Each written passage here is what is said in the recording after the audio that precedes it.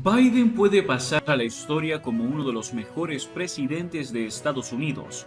He vivido dos cambios geopolíticos importantes en mi vida: el final de la Guerra Fría, que marcó el comienzo del momento unipolar de Estados Unidos, y los ataques del 11 de septiembre del 2001, que marcaron el comienzo de la guerra contra el terrorismo.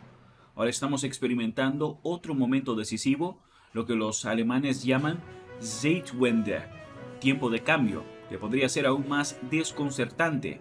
El nuevo desorden mundial ha sido provocado principalmente por la invasión rusa a Ucrania, pero también por otros factores, incluido el crecimiento de China, el programa nuclear de Irán, que ahora ha producido suficiente material visible para construir una bomba, los programas nucleares y de misiles de Corea del Norte.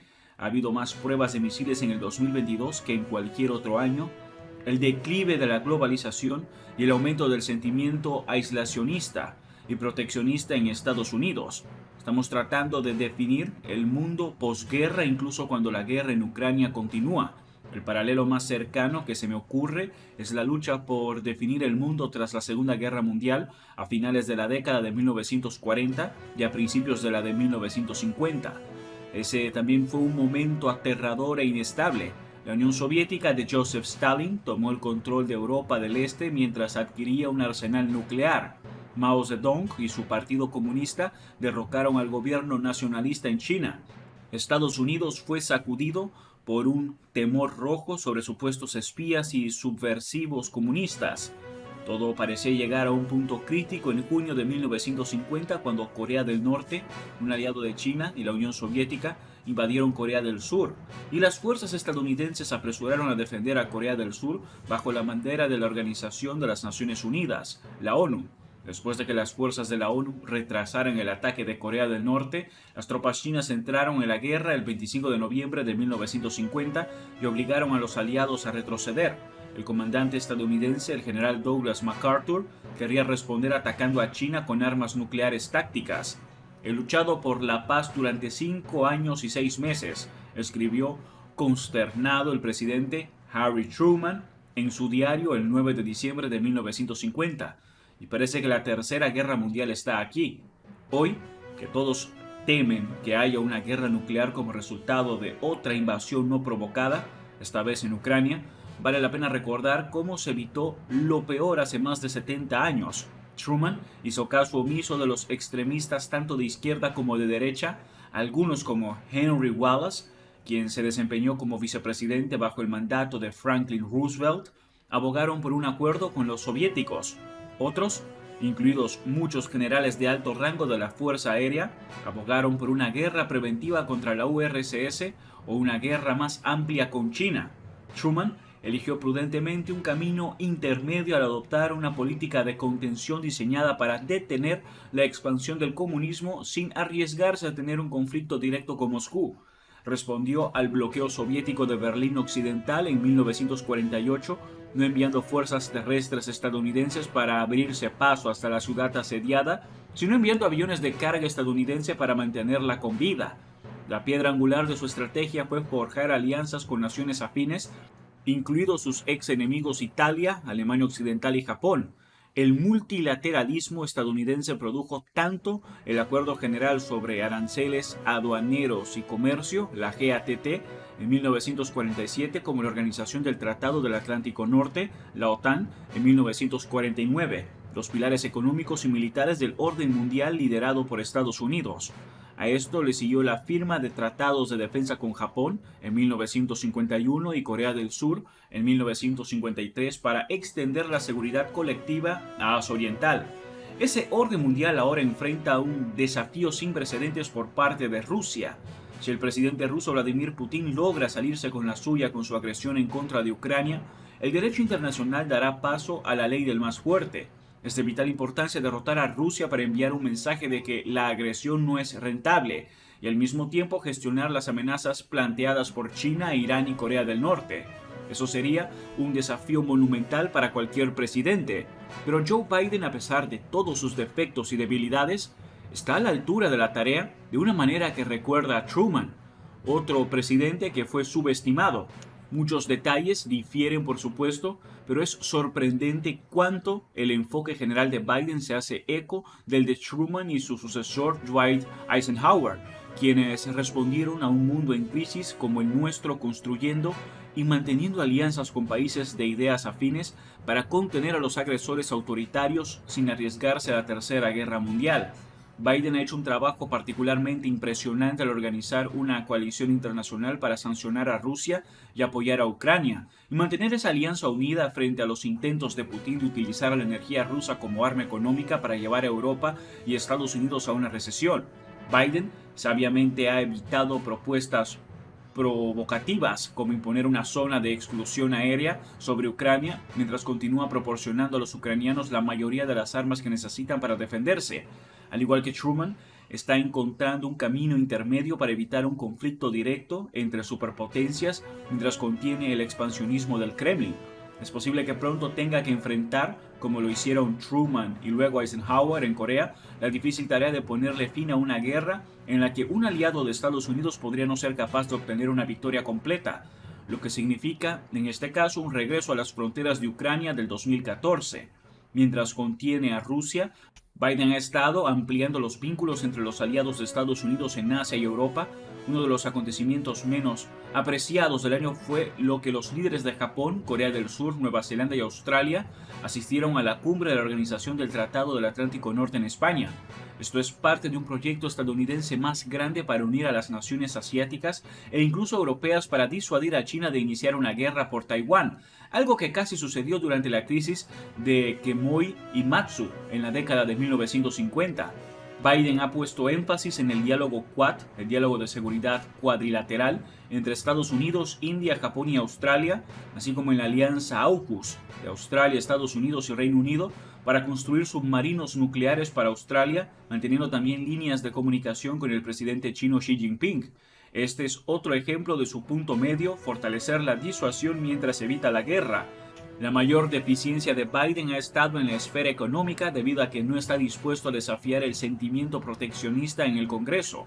No volverá a unirse a la Asociación Transpacífica, un contrapeso económico vital para el bloque comercial dominado por China en Asia.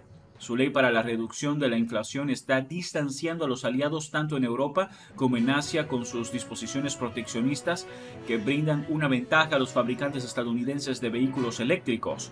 Biden ignora la idea de Truman de que reducir las medidas comerciales y financieras restrictivas en todo el mundo conducirá a un aumento progresivo de los niveles de vida y brindará nuestra mejor garantía de un futuro pacífico.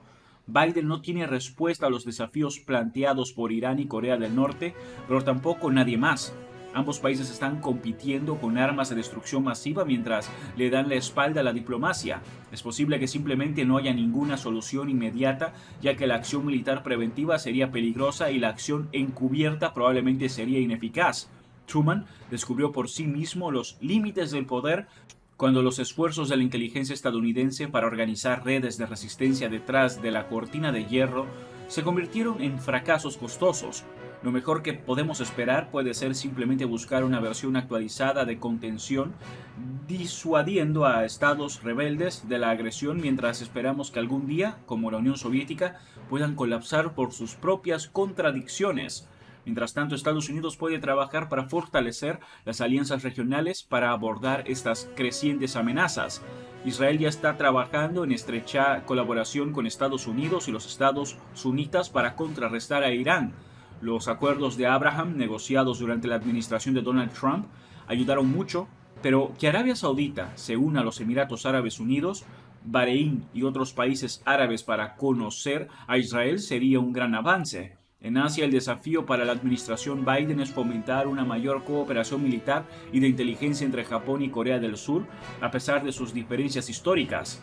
La buena noticia es que las crecientes amenazas al orden mundial están incitando a Estados Unidos y sus aliados a fortalecer sus defensas.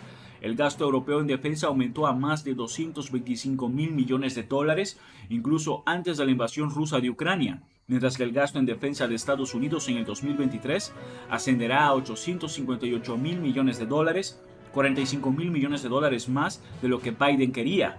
El presupuesto de defensa de Rusia es de aproximadamente 84 mil millones de dólares, mientras que el de China es de 229 mil millones de dólares.